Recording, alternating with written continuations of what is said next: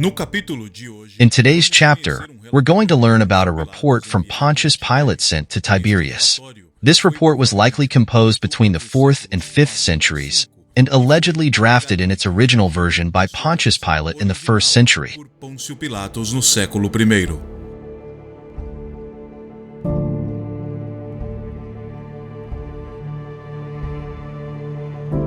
It's perhaps one of the earliest attempts to bring forth the historical Jesus so much demanded by science today.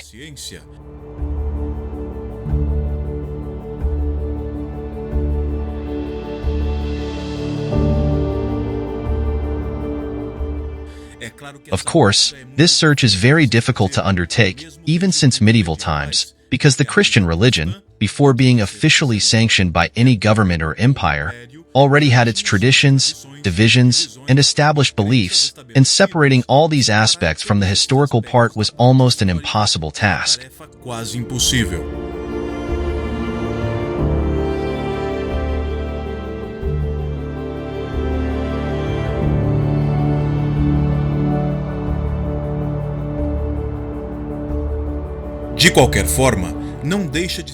However, it's still interesting and fascinating to be able to consult these texts that clearly influence the collective imagination we have about the figures of Christianity, especially Christ himself, whose figure in popular imagination changes profoundly depending on the context and region.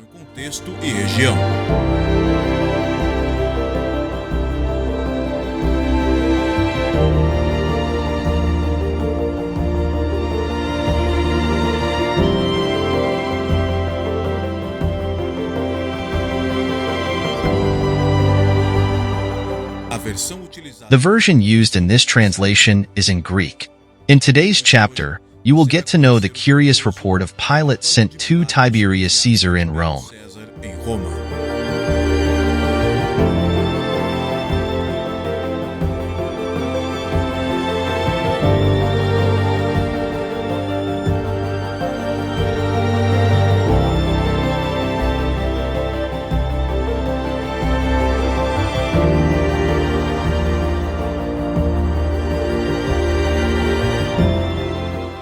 The word apocryphal comes from the Greek apokryphos, which means hidden. In literature, the term is commonly used to designate those books that were kept clandestine, and in bibliology, it is used to identify the religious works of the early church that lack canonical authority, meaning they were not read in public worship because they were not considered the word of God given to men.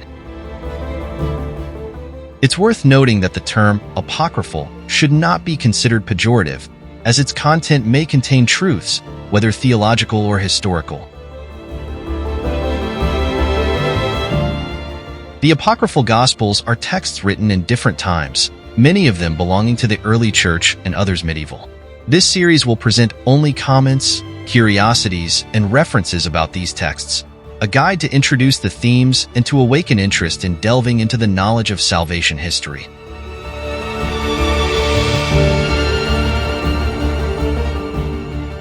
The complete text can be found on the internet for free, and for this series, the translation by Professor Federico Lorenzo from the University of Coimbra, published in 2022, was read.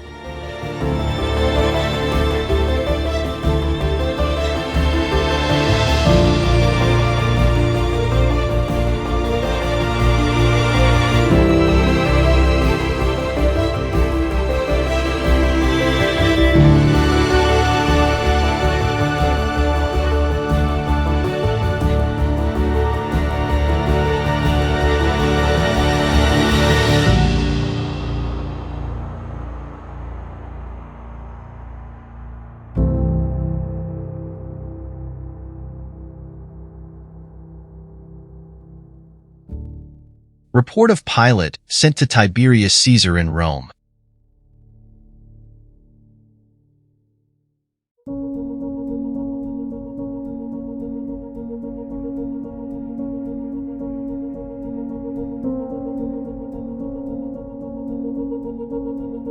Pilatos aqui se identifica como administrador. Pilate here identifies himself as the administrator of the government of the East and addresses the report to the so-called Most Divine Emperor. Pilate describes himself as distressed by what he is about to describe to the emperor. He recounts that, while in charge of the province of Judea, whose capital is Jerusalem, where those who are, as described by him, of the Jewish race live, a man was handed over to him by the Jews whom they could not accuse of anything other than something that, to them, was heresy, saying that the Sabbath is not the correct day of rest. Dia correto de descanso.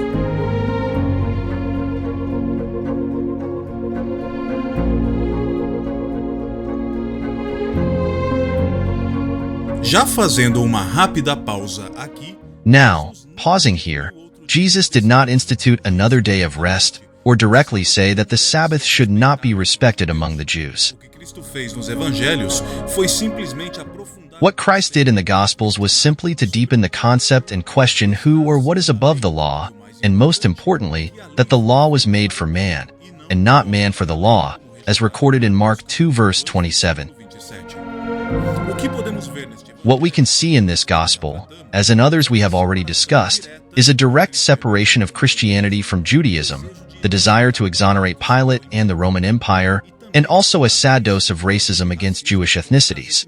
judaicas.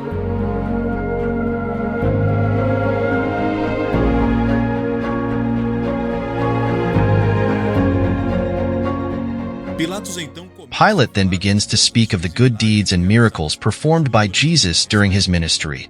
He cured the blind, lepers, paralytics, and raised the dead.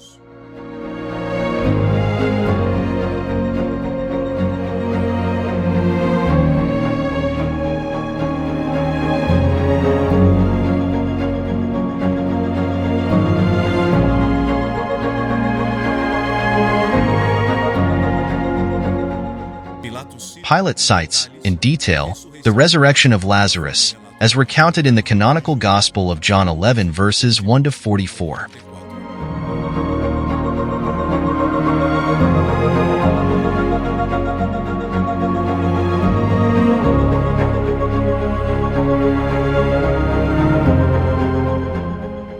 Pilate also recounts that, once, Jesus cast out demons from a person and sent them into a herd of pigs, which drowned in the sea.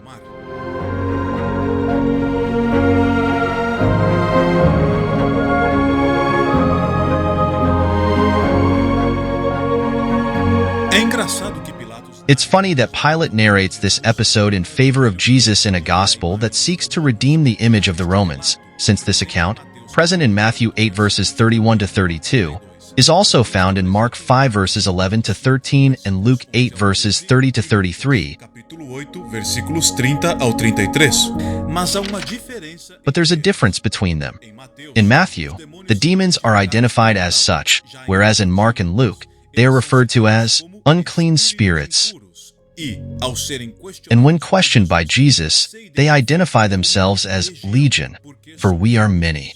Now, in first century Palestine, who were the ones who identified themselves as legion and were many, and were seen as demons by the inhabitants of that land? Pelos habitantes daquela terra.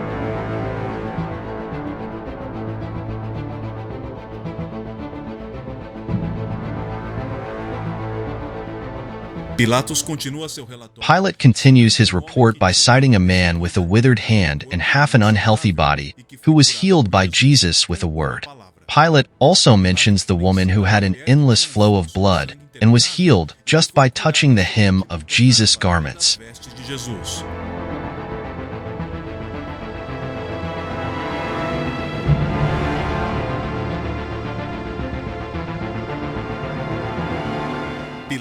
Pilate emphasizes that none of their gods was able to perform such wonders, but the Jews condemned Jesus' actions because he performed these miracles on the Sabbath. Another important detail, not all of these miracles were necessarily performed on the Sabbath. The canonical Gospels do not mention the specific day of each one.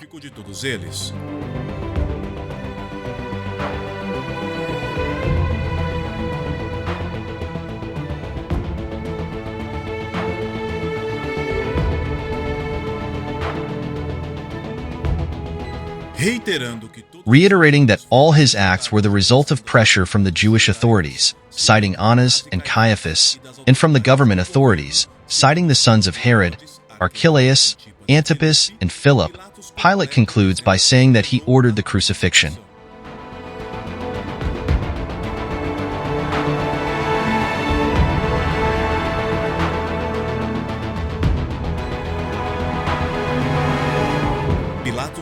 Pilate continues the account, saying that when Jesus died on the cross, darkness covered the whole land, and Tiberius already knew it because even in Rome and Capri, such darkness was noticed.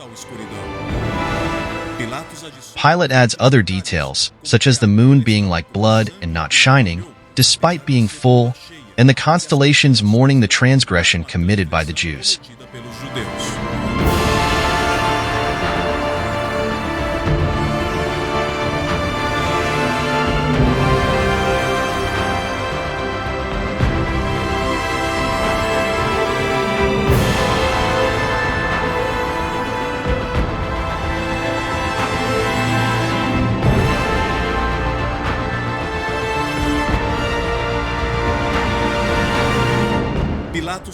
Pilate continues his report, saying that on the first day, on the Sabbath, at the third hour of the night, the sun shone like never before, and an innumerable multitude of angels was seen alongside two men in sublime attire, and voices from heaven and Hades were heard, inviting all the condemned to join the heavens, the people of God.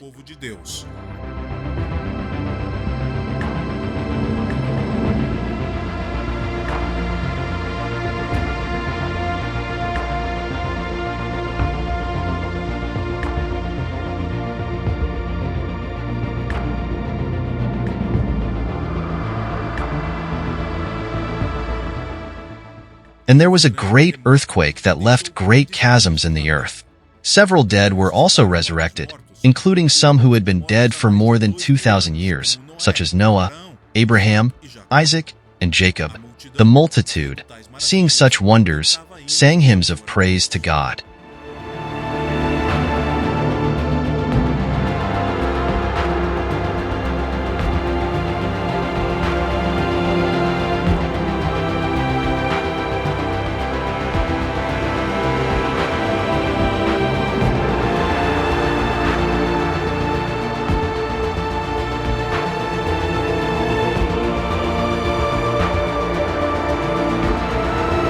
Pilatos também diz que muitos morreram nos abismos que foram. Pilate also says that many died in the chasms that were opened, and their bodies were never found.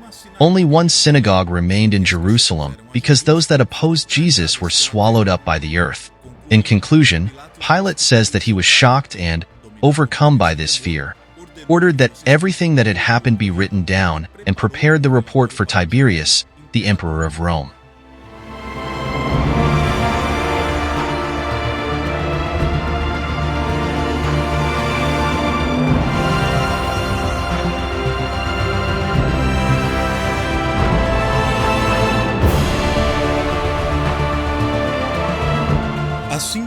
Thus ends this gospel, and yes, it is another one with fantastic accounts and natural phenomena of great magnitude.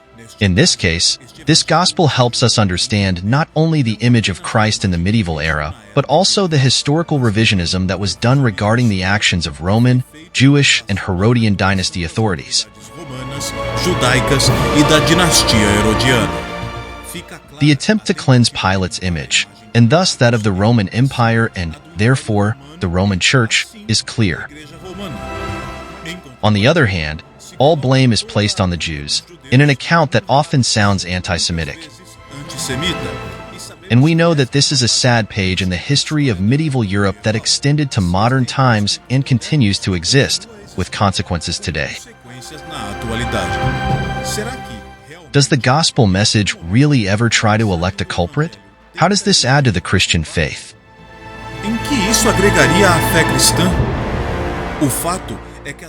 The fact is that the true words of Christ are preserved, and before, today, and always we can use them to defend ourselves against the false testimonies of the gospel, of those who instrumentalize faith for their own interests. As we can see, this instrumentalization did not start today and will not end today. It began even in the time of the apostles and will continue to exist. May Christians be true witnesses, not only with the words of Christ, but with their own lives. May people see Christ in Christians.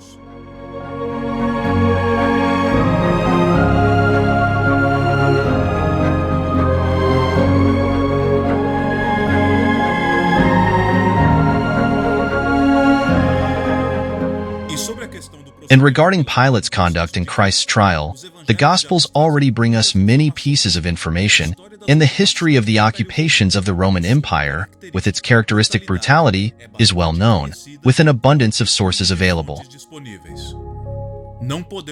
We cannot change history. We can only deal with it.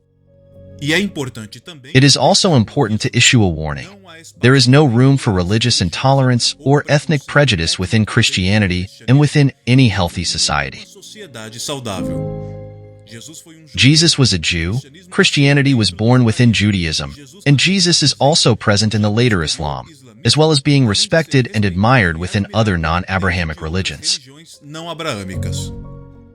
This series will not address the history of the formation of these religions, but it is important to clarify these foundations.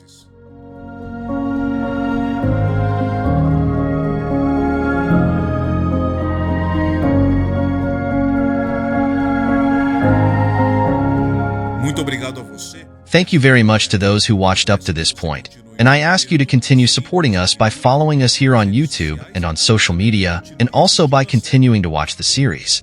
You can also participate by commenting and asking questions.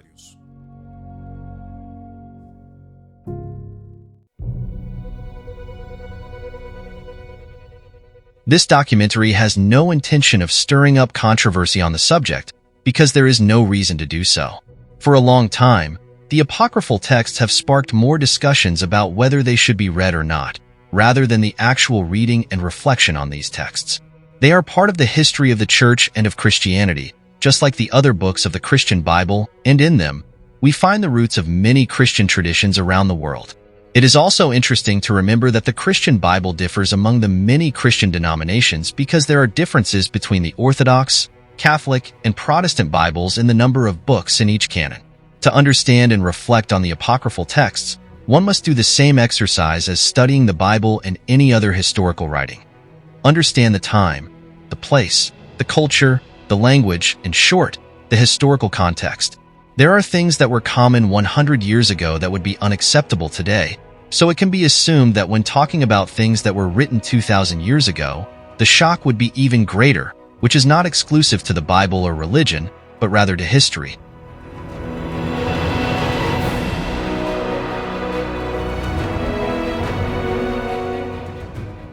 So, in the case of this series, which will only deal with the apocryphal Gospels, we have the opportunity to consult other sources about the people who lived with Christ and also about him, since there is a fact here that does not differ from the canonical Gospels. Everything that was written about Christ was written by people who were around him and by the communities founded by these and other people. Jesus himself left nothing in writing.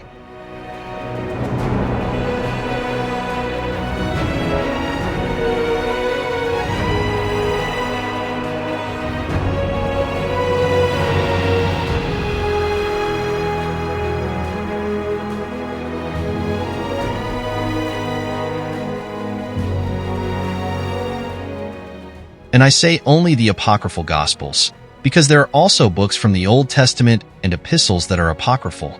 The curiosity about the facts of Christ's life and the origins of religion and Christian traditions is present in various groups in our society. The series was made with the intention of satisfying some of the endless interest in this undoubtedly greatest historical figure of humanity,